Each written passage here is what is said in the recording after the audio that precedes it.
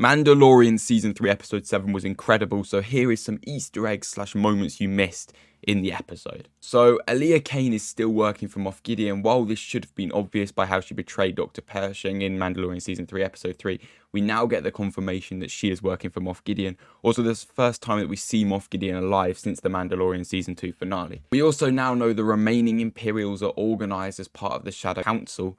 They mention Grand Admiral Thrawn, but Thrawn is not part of it. One of them, Captain Palayan, mentions Grand Admiral Thrawn. Thrawn will be played by Lars Mikkelsen in the upcoming Ahsoka series, which is premiering in August 2023. Palayan was first mentioned in the new canon in Star Wars Rebels and was part of the contingent of Imperials under Thrawn's command. He featured prominently as Thrawn's right hand in the Heir to the Empire trilogy of books, written in the early 1990s by Timothy Zahn. However, Moff Gideon mentions that Thrawn is missing and is not part of the Shadow Council. We'll see what he's up to in the Ahsoka series. I'm guessing that was kind of leading into that. Commandant Hux is the father of General Hux from the sequel trilogy. Palayan also mentions that Commandant Brendel Hux is in charge of something called Project Necromancy. In addition, this Commandant Hux is actually the father of General Hux from the Star Wars sequel trilogy. Project Necromancy involves cloning. Might be what keeps Emperor Palpatine alive for the sequel trilogy. Moff Gideon mentions that Project Necromancy involves the creation of clones. This project could be what is actually keeping Emperor Palpatine alive for his eventual reappearance in Star Wars Episode 9 Rise of Skywalker.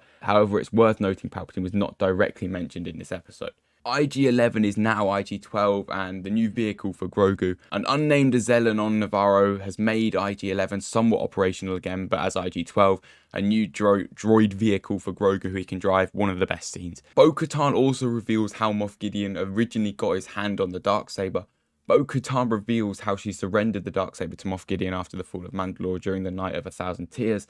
That's how he got his hands on the Darksaber, as we saw all the way back in Mandalorian Season 1. Dark Troopers with Beskar armor, they're not that dark anymore, and Moff Gideon has his own Darth Vader-like Beskar armor. So it's time to add another type of stormtroopers into canon. Also, Moff Gideon's new armor actually looks really cool. Paz Vizsla makes an honourable sacrifice with his last stand while the other Mandalorians escape. However, he eventually gets killed by several Praetorian guards. The Praetorian guards first made their debut in Star Wars canon in Episode 8, The Last Jedi, as the bodyguards of Supreme Leader Snoke, but chronically this would be their first ever appearance. A lot happened in this episode, and I think it was a really good episode.